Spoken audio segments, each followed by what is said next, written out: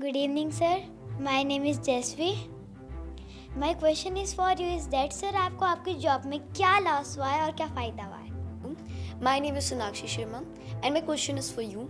Sir, जैसे कि आपके पास दिन में बहुत सारे पेशेंट्स आते हैं, तो सर आप उनको ट्रीट करते हो, तो आप रात में भी बहुत पढ़ाई करते हो, तो सर आपसे ये होता कैसे है? हम तो सुबह 6-6 बजे तक, मतलब 8-8 बजे तक बिस्तरा ही नहीं छोड़ते हैं। Good evening sir, my name is Ayush Kumar Sharma. So my question for you is कि सर जैसे कि आप डॉक्टर हो, तो सर आपने नीट का पेपर तो दिया ही होगा, तो सर आपको नीट के पेपर में कितने अटैम्प्ट लगे और आपको कितनी मेहनत लगी नीट के पेपर देने? So, hello everyone. My name is Himansh Sharma. I am student of class 7th at Chandanahan Meadows Education Institute, Rohdu. For last 2 months, I am taking public speaking classes at Gangtuan International. Every week we have given different assignment. So my this week assignment is to take interview of some authority leader. So today I am here with Dr. Kritik, who is serving as medical officer at Civil Hospital, Rohdu. Before I ask few questions from you, so please you can briefly introduce yourself to our audience who are watching us. Good evening all. I am Dr. Kritik Mehta, working as medical officer at Civil Hospital Rodu for past 6.5 years. Sir, तो आप हमारे दर्शकों को अपने family background और education के बारे में कुछ बताइए। मैं यहीं लोकल चौहारा का रहने वाला हूँ। मेरे गांव का नाम बचाड़ी है। तो मेरी स्कूलिंग यहीं रोडू से हुई है। 10th तक मैं यहाँ पे ब्लूबेल स्कूल में पढ़ा हूँ। +1 2 मैंने बॉयज़ सेकेंडरी स्कूल से पढ़ा है। उसके बाद मैंने ड्रॉप किया। फिर मैंने आपके सीमा कॉलेज से डिग्री के लिए 2nd ईयर तक वहाँ पे पढ़ा। उसके बाद मेरा सिलेक्शन नीट में हो गया और मैं टांडा मेडिकल कॉलेज से पास आउट हूँ 2014 बैच से। सर, लोग बोलते हैं जो डॉक्टर बनना होता है वो बहुत ज़्यादा डिफ़िकल्ट होता है। सर, तो आपको डॉक्टर बनते हुए कितनी ज़्यादा डिफ़िकल्टीज फेस करनी पड़ी? डिफ़िकल्टी से ज़्यादा जब भी आपका एंट्रेंस के एग्ज़ाम होते हैं, आपको सबसे ज़्यादा एक कंसिस्टेंसी एंड परसिवरेंस रखनी होती है। क्योंकि आपका बैकग्राउंड, जैसे मैंने कहा, हम जिस टाइम पे हम लोग पढ़े हैं उस टाइम आपके पास कोचिंग की सुविधा नहीं होती थी। और जो आपके शहरों के बच्चे थे वो कोचिंग करके आते थे। तो हम उनको मेरे को 3 ड्रॉप लगे सिलेक्शन होने में। इन बिटवीन मैं सीमा कॉलेज में पीजी अपनी डिग्री भी कंप्लीट कर रहा था, बीएससी कर रहा था। फाइनल ईयर में मेरा जब फाइनल ईयर में पहुंचा तो मेरी सिलेक्शन हो गई। तो आपको एक कंसिस्टेंसी रखनी पड़ती है और डिसिप्लिन मेंटेन करके रखना पड़ता है। और रेगुलर पढ़ के आपको पढ़ते पढ़ते, क्योंकि डिफ़िकल्टी इजीली अगर सबसे हो पाता तो हर एक आदमी मेडिकल रख के डॉक्टर बन जाता, इंजीनियर बनता, आईएएस बनता। एक बच्चे को सिर्फ एक इंटेलिजेंट बच्चे और एक क्वालिफाइड बच्चे में यहाँ कोई पास आउट होता है, उसमें यही डिफरेंस होता है कि वो डिसिप्लिन कितने टाइम तक मेंटेन कर रख पाता है। आपने अभी देखा होगा एक मूवी पे 12 फेल मूवी देखी होगी आपने। तो वो 10th में 12th में फेल हुए थे, बट वो आईएएस में सिलेक्शन हुआ उनका। बोलते हैं चंबल में तो लोग डरते जाने से, वो आईपीएस बन गए वहाँ के। तो डिफ़िकल्टी हर फील्ड में है, हर फील्ड का अपना लेवल है। हमारे में लर्निंग ज़्यादा है, आपको ज़्यादा याद रखना पड़ता है। वो इसलिए रखना पड़ता है हमें, सबसे सबसे ज़्यादा बात इसलिए याद रखनी पड़ती है क्योंकि आपको एक दिन में 100 से 150 पेशेंट देखने होते हैं।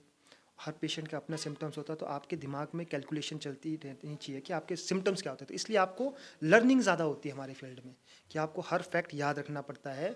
कि पूरा याद ना हो, कि कम से कम पूरे फैक्ट्स याद रहना हो। इसलिए आपको रेगुलरली पढ़ना पड़ता है और रेगुलरली अपने चीज़ों को रिफ़्रेश करना पड़ता है और कंसिस्टेंट रखना पड़ता है अपने साथ। सर, बहुत सारे बच्चे होते हैं जो बचपन में तो कुछ और बनना चाहते हैं पर बड़े होकर कुछ और बनते हैं। सर, आप भी क्या बचपन से ही डॉक्टर बनना चाहते थे या कुछ और बनना चाहते थे? देखो, सब जब हम अलग अलग फेज़ पे होते हैं ना, जैसे आप अपनी एज में हो, जब हम आपसे थोड़ा कम 5th 6th में था, तब मैं आर्मी में जाना चाहता था। फिर मैं 7th 8th तक मुझे पता चल गया कि मेरे फादर मेडिकल फील्ड में ही हैं। तो उनको देखता था तो मैं एडमायर करता था। हमारे जो यहाँ पे बड़े सीनियर सीनियर डॉक्टर्स हैं रोडू में, तो उनको देखता था कि उनकी किस लेवल पे रिस्पेक्ट होती है, वो किस तरह से अपने सोसाइटी को सर्व कर रहे हैं। तो एक रिस्पेक्ट और उसमें काम करने की डेडिकेशन अपने सीनियर्स को देख के तो मैं डॉक्टर फील्ड्स की तरफ होता। पर ज़रूरी नहीं है कि आपको जो बचपन है वो आप बड़े होके, आप जिस तरह से बड़े होगे आपकी समझ बढ़ेगी, तो आपके गोल बदलते रहते हैं हर हर वक्त के साथ। तो हम अपने गोल के साथ, हमें लगा डॉक्टर बनना चाहिए तो हम डॉक्टर बने। सर मैंने ये भी सुना है कि जो इंडिया में आजकल डायबिटीज़ के पेशेंट बहुत हो गए हैं, हर घर में एक डायबिटीज़ का पेशेंट तो होता है। और मैंने ये भी सुना है कि जो डायबिटीज़ है वो जेनेटिकली आगे आगे मतलब पीढ़ी दर पीढ़ी आगे बढ़ती रहती है। सर तो क्या ये सच बात है कि जो डायबिटीज़ की प्रॉब्लम है वो जेनेटिकली पास होती है? हाँ, फैमिली प्रीडिस्पोजिशन से होता है। जिसके मदर फादर को डायबिटीज़ रहती है, उनके बच्चों को रिस्क रहता है डायबिटीज़ होने का। और डायबिटीज़ होने का सबसे बड़ा कारण है, जैसे आप लोग हो, आप कितना जंक फूड खाते हो, पेस्ट्रीज़ खाते हैं। तो जब आप लोग जंक फूड खाएंगे, पेस्ट्रीज़ खाएंगे, आपकी रिक्वायरमेंट, आप खेलते तो है नहीं यहाँ पे कोई अब, और खाते पूरा डट के हैं, तो आपका जितना, जैसे बोलते हैं ना, फर्स्ट आने के लिए पढ़ना बहुत पड़ता है, तो आपके खाने की आपकी डिमांड कम हो गई, और पर आप खाते पूरा ज़्यादा हो, तो आपको डिसबैलेंस हो जाता है। तो कुछ टाइम तक बॉडी रेजिस्ट करती है। फिर जब बॉडी रेजिस्ट करना बंद कर देती है, इसमें इंसुलिन का रोल होता है बॉडी के अंदर ना, तो वो जब शुगर कंट्रोल कम हो जाता है तो फिर वो डायबिटीज़ हो जाती है। और यही जिनको मदर फादर को, तो बच्चों को भी हो सकता है, और उस पर रिस्क फैक्टर होता है, बच्चों को भी होता है। सर तो इसका कोई क्योर है? Lifestyle management. आपने खेलना है रोज़, हफ्ते में 5 दिन रोज़ 30 मिनट्स के लिए चलना है, और चलना है ब्रिस्क वॉक, जैसे बोलते हैं ना जॉगिंग, जॉगिंग से थोड़ा हल्का तेज़ चलना है सिर्फ, ठीक है। और फास्ट फूड बंद करना है। जब तक आप फास्ट फूड बंद नहीं करोगे, अपना खाना अच्छा नहीं करोगे, जैसे हमारे घर वाले बोलते हैं ना कि वो एक बनती है ना मक्की की रोटी, आप खाई किसी ने, आप में से किसी ने खाई है मक्की की रोटी? हाँ, मक्की की रोटी खानी चाहिए। चौलाई होती है हमारी तरफ, जिसको बाजरा वगैरह कहते हैं, नीचे हमारे साथ चौलाई बोलते हैं। ये सब चीज़ें हमारी सब नॉर्मल। जैसे इंडिया ने अभी कैंपेन चलाया है millets, India is leading this campaign, millets campaign ना। तो आप सबको उसमें, वो हमारी धरोहर है, पर हम वेस्टर्न कल्चर की तरफ जा रहे हैं। आपने अभी देखा है कि वेस्टर्न कल्चर इंडिया को फॉलो कर रहा है, और हम वेस्टर्न कल्चर की तरफ जा रहे हैं। वेस्टर्न में पहले से शुगर बीपी के मरीज़ बहुत हैं, तो वो बीमारी हमारी तरफ आ रही है। अब हम उनकी तरफ बनना चाह रहे हैं ना, तो वो बीमारियां भी उनकी हमारे में आ रही है। तो इसलिए हमें अपने जो कल्चरल है उन सबको प्रिजर्व करते हुए अपने लाइफस्टाइल को मॉडिफाई करना चाहिए। पहले लोग सुबह 5 बजे खेत जाते थे, अब आप लोग कोई बिस्तर से नहीं उठते, हम लोग ही नहीं उठते हैं। तो एक्सरसाइज रोज़ ज़रूरी करना है, और आपने फास्ट फूड बंद करना है, ठीक है। अपने लिए बहुत फ्रूट्स खाने हैं, कलरफुल थाली होनी चाहिए। बोलते हैं आपकी जितनी कलरफुल थाली होगी ना, उसमें अलग तरह के फ्रूट्स, सैलेड, सब्जी, दाल, ये उतना आपकी सेहत के लिए अच्छा। तो इसलिए आपने क्या करना है, सबसे पहले लाइफस्टाइल मॉडिफिकेशन करना, तो उससे आपके शुगर बहुत कंट्रोल हो जाएगी। आप देखते हो कि बहुत सारे लोगों को हार्ट अटैक आ जाता है और उनकी उसी कारण उनकी मौत हो जाती है। सर हार्ट अटैक आजकल मतलब कॉमन हो गया है, तो इसके पीछे रीज़न क्या है कि हार्ट अटैक इतना कॉमन हो गया है? फिर से वही बात है, जैसे डायबिटीज़, जिस तरह से डायबिटीज़ भी हो रही है, शुगर, डायबिटीज़ को हम आपस में आमतौर से क्या कहते हैं, शुगर। शुगर कोई बीमारी नहीं है, शुगर कॉमन लैंग्वेज है, डायबिटीज़ बोला जाता है। वैसे बीपी है, अब एक आपने बोला एक हार्ट अटैक, ये सब लाइफस्टाइल से रिलेटेड बीमारियां हैं। सभी की सभी बीमारियां लाइफस्टाइल, आपको सबने ही लाइफस्टाइल मॉडिफिकेशन करना। अब देखना सबके पेट निकले हैं, थोड़े थोड़े आपके फादर के हो गए, देखो मेरा थोड़ा सा है, ठीक है। तो अब सब फिटनेस हम भी सब कर रहे हैं ना, एक्चुअल में हम सब एक्सरसाइज कर रहे हैं कि ये चीज़, जिस टाइम आप इरिवर्सिबल स्टेज में जाने से पहले पहले आप फिट हो जाओ। रोज़ एक्सरसाइज करो 30 मिनट्स, रोज़ चलो, अपने डाइट पे कंट्रोल रखो, फास्टिंग करनी चाहिए। जिस एज में आप हो ना, बहुत खाना नहीं खाना, आपको इस चीज़ से बचना चाहिए बहुत ज़्यादा है, फास्ट फूड से। तो यही एक है कि आपको हार्ट अटैक 43% जितनी डेथ होती है हॉस्पिटल में, उसमें 43% जो टोल है वो हार्ट अटैक की वजह से होता है। तो इतना कॉमन है हार्ट अटैक, और सिर्फ एक ही कारण, लाइफस्टाइल।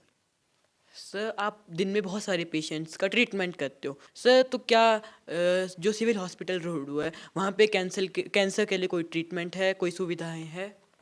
जी, मैं रोडू में हम एनसीडी क्लिनिक चलाते हैं रोडू में। तो रोडू के अंदर एक सेगमेंट है कीमोथेरेपी। रोडू में हम ऑन्कोलॉजी ओपीडी भी चलाते हैं। वहाँ पे हम लोगों को कीमोथेरेपी जो अभी तक शिमला में मिलती थी, वो हम रोडू में भी देते हैं। कई बार ड्रग की शॉर्टेज होती है, बट हम यहाँ पे ट्रेंड, हमारे पास, मैंने फेलोशिप की है ऑन्कोलॉजी में, वैसे हम, मेरी स्टाफ नर्स है वो भी ट्रेंड है इसमें कीमोथेरेपी दे। तो रोडू के अंदर कीमोथेरेपी दी जाती है कैंसर के पेशेंट को। सर तो अब अंत में जाते जाते आप हमारी रोहडू की जनता को क्या मैसेज देना चाहेंगे? स्टे फिट, लाइफस्टाइल मॉडिफिकेशन, रोज़ एक्सरसाइज कीजिए, हेल्दी खाना खाइए, और बस खुश रहिए। हंसना बहुत ज़रूरी है, स्माइल करते रहिए। बस। यहाँ पे हमारे साथ कुछ ऑडियंस जुड़ी है सर, वो भी आपसे क्वेश्चन पूछना चाहते हैं। Good evening, sir. So first of all, thank you for giving me this opportunity to ask a question from you. My name is Sonakshi Sharma and my question is for you. Sir जैसे कि आपके पास दिन में बहुत सारे patients आते हैं, तो सर आप उनको ट्रीट करते हो, तो आप रात में ही बहुत पढ़ाई करते हो, तो सर आपसे ये होता कैसे है? हम तो सुबह 6 बजे तक, मतलब 8 बजे तक बिस्तरा ही नहीं छोड़ते हैं।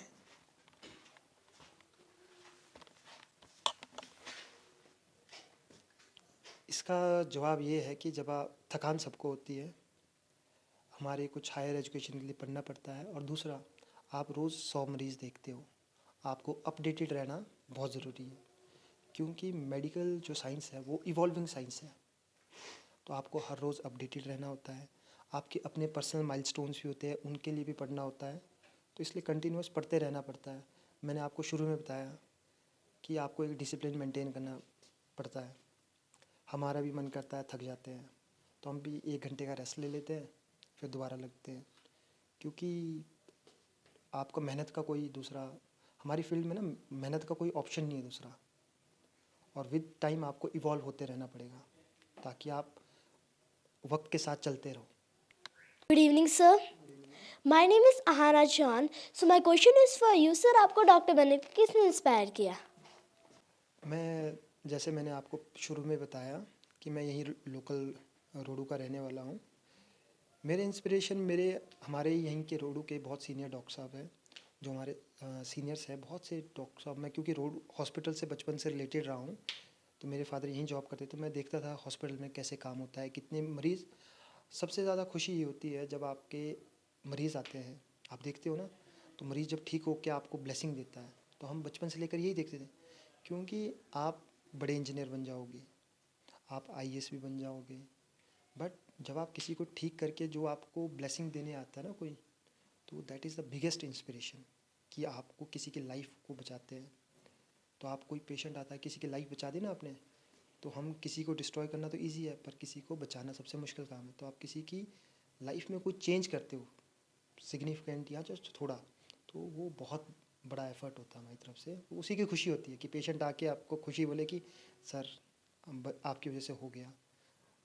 बस वही है इंस्पिरेशन हमारी, और हमारे सीनियर्स जो इन्होंने रोडू हॉस्पिटल को इतना आगे लेके गए हैं, यही हमारे इंस्पिरेशन है। Good evening sir, my name is Ayush Kumar Sharma.